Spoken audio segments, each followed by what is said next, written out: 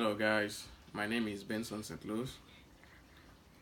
I'm going to talk about international trade, and I made a short presentation and I hope you guys enjoy. I would like to talk about a little bit of myself. I'm on automotive programs and I'm started since 2015, and the reason why I'm taking this class, microeconomic, is one of my required class, and I really enjoy it. So I learned a lot of stuff about it, like marketing, economics, the trade, and so far I'm really enjoy it. And I find something I learned for myself, and I require like other people take the advantages to take the macroeconomic. Before we get started, I want to define international trade. Some people think international trade is a trade with other country, and that's pretty much right. According to Business Dictionary, international trade is the exchange of goods or services along international borders. Of course, it's always cons about anything, but right now I want to talk about the pros international trade. One, allows greater competition and market. Two, makes goods and services available to consumers worldwide. Third, more affordability.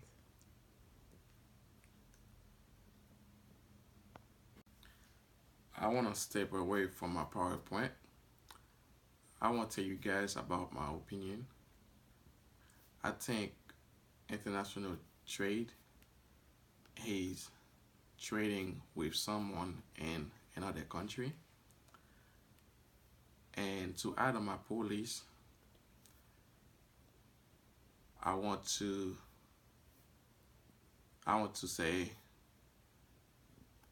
I like certain kind of food, and US did not grow those food, and I like some kind of clothes. US did not make those clothes. Because of international trading, I can have those clothes and those food that I like. Now let's go back to the PowerPoint. And the next slide, we're going to talk about the laws regarding international trade. Now let's talk about laws. Laws are rules put in place to make things go smoothly. It's the same for international trade. Law regulation, trade regulation are rules. Law enacted by Congress and by the state to ensure a free, competitive economy. Also, the U.S. government Constitution gave Congress power over trade activities between the state and with foreign countries. In easy terms, the Constitution gave our government power to basically babysit international trade. To continue our slide on law regarding international trade, I want to talk about antitrust law. Antitrust law prohibits anti-competitive conduct of business structure such as price fixing, bid rigging, just and monopolies. There is on the first, the Congress passed the first antitrust law in 1890. Later on, later on, 1914, the Congress passed two more laws. That's why right now we have the FTC. For now, uh, I will talk about trade deficit and trade surplus. Later on in my presentation, I will discuss comparative advantage, imports and exports.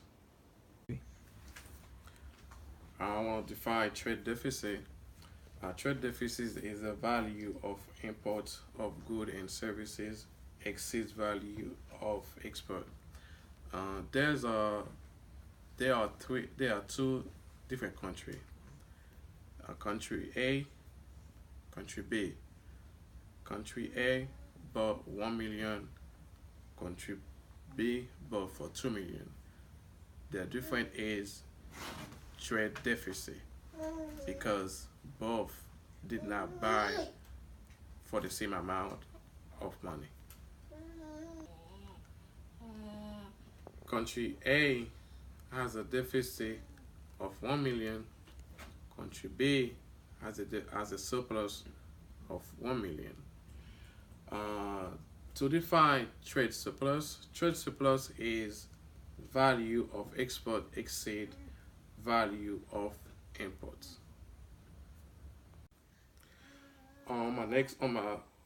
That's my next slide. How is trade deficit shown in the balance of payment? Balance of payment has three components: financial account, capital account, current account. Trade deficit is shown in the current account.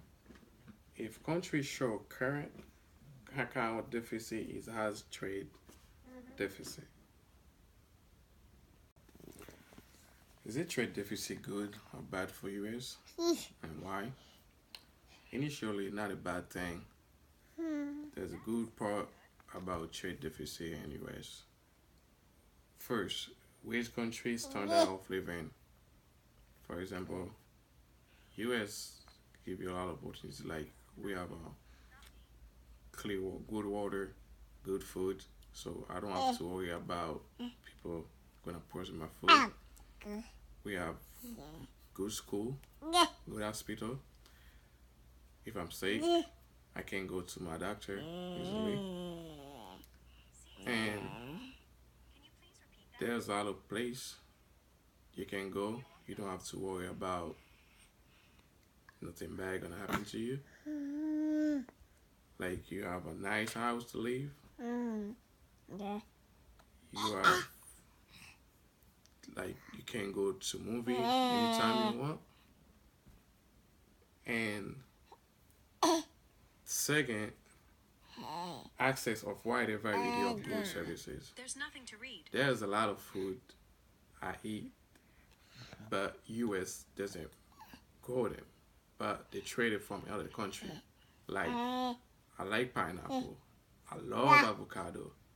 US did not grow those food,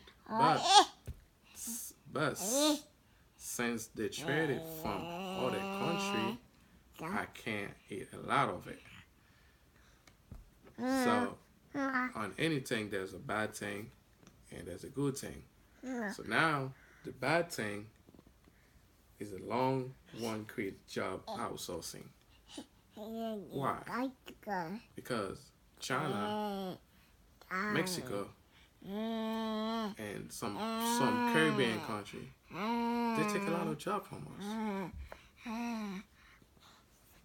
And the second one, the bad thing about is local company go out of business. Why?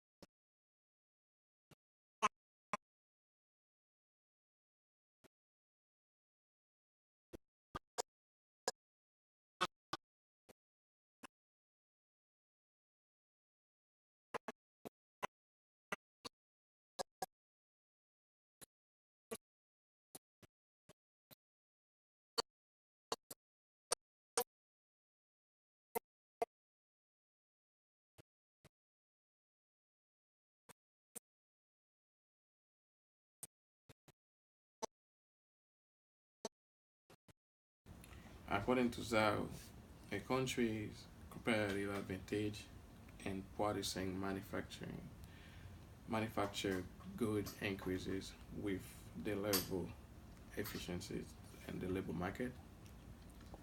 I would like to give an explanation about that. Is the better employee and technique machine, the better your advantage is. So now we're going to talk about the next slide, which is about what does the United States have a comparative advantage in.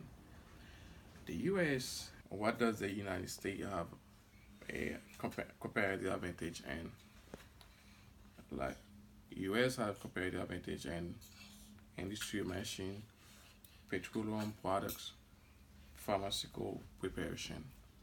As you know, guys, US has a lot of industrial machine and petroleum product like Exxon Mobil and pharmaceutical preparation. US make a lot of research about medication, and that's why they really care about the pharmaceutical. And to talk about the other slide is the company in the US that export those goods. Like for the pharmaceutical preparation, you have the company Pfizer who export that product. And for the petroleum product, we have ExxonMobil and Chevron. For industrial machines, we have companies like Apple, Terrascope, and the next slide start U.S. increased number of quota and tariff. Is that help or hurt? It's hurt. The tariff raise prices, reduce availability quantities of goods and services. The second effect is the effect on the job is U.S. increased quota and tariff of foreign goods. Lower income, reduce employment, lower economic output. And other slide, the question is, how does trade affect the exchange rate for currency? Because we more import than export, so that means currency lose value. Currency now depreciates with more import. So that means we need to export more than we import.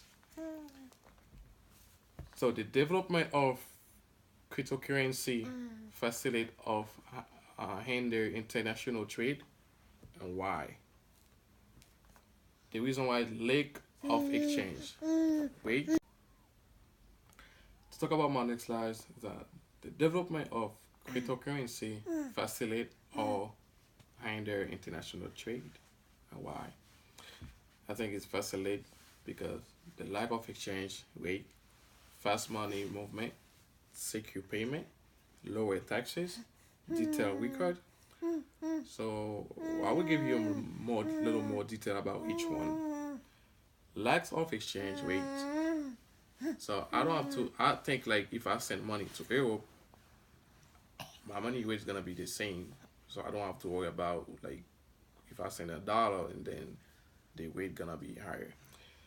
Fast money movement is about I don't have to wait for a month or 2 months if I send the money so the person receive it, or somebody send me money and I receive it in a month. So and about secure payment, I don't have to worry about my credit card information, my bank account. Nobody gonna whack my account. For lower taxes, you got lower taxes to pay. That's why it says facilitate. Detail record. Everything you buy, you have a record. You have your receipt. You have something like can show if something happened. You can show what did you get, and nobody can say that you didn't buy. So that's why it says facilitate the trade. For conclusion, trade is good thing because, like I said before, and some slides, the trade is really good because there's a lot of food in US. They didn't go in US. We didn't make them. They come out of other state country like Puerto Rico, Mexico. Like Mexico, that's where we have avocados. Puerto Rico, we have a lot of mangoes from there, banana. That's why the trade is really good. And I really think if US made more trade on those goods, we're gonna have a lot of employee. We're gonna have more people work, and we're gonna have the economy is gonna be better than it's right now. And I really think um, you guys, while listening to my presentation, we find something like really important. And if we have some question, we can ask, and I will have some answer for you guys. And I really appreciate for your time for listening, and thank you for listening. Before I go, let me tell you guys some did you know fact. Decade, decades leading up to 1913 were a golden age of trading and investment because a lot of people had money, they trade a lot, and the reason why the trade was stopped because the World War I and Great Depression ended it. Example, since they had the war, everybody not fun anymore. The trade will stop. They don't want to trade from other country because the wars make that worse. After that, it take a lot of time before the trade came back. Like years, many years to regain same strength. So that's why the trade take um, a lot of time to come back, like in every country, not only US. And thank you for listening to my PowerPoint presentation. I hope you learned something from my presentation. I learned a lot, plenty of new thing by doing my research. I'm glad that I didn't pick, even though I didn't pick my topic, but I really like it because I learned a lot of stuff. I learned plenty stuff from doing my research, like international trade, the law, antitrust, and I learned some new term, competitive advantage about international trade, some other terms like surplus, deficit, and comparative. Right now, I want to give you guys some journals to check on so you can learn more about international trade. First, I want you guys go look for the International Trade Journal, the Journal of International Trade and Economic Development, Journal of International Trade Law and Policy. To end, I want to say bye, guys, and I hope you guys enjoyed this class, and I hope everybody pass, and me especially, because I really work so hard to pass through that class. Thank you.